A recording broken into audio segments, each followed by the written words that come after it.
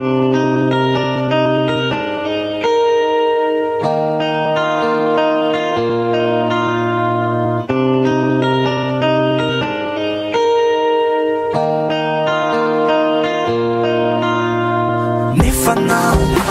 enao le milay de le mijanona be ho akaiky anao ma baby tonga ratsin-drady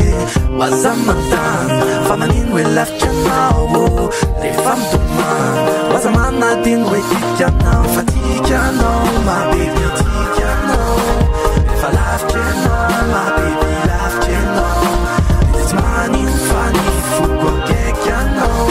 aza tomany malalo fa mieritreritra hoe tika anao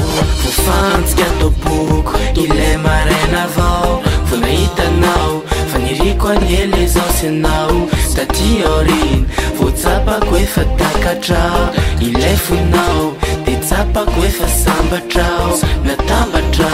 niheritsika sy anao maledy kanefa izaho enao lavitra tsy ho anilako bebe ka tadidio na zaho ary fiainatsika ledy ianao anoano atampoko ary mandraky izay tika anao ma baby tika anao rehefa lavitra anao ma baby lavitra anao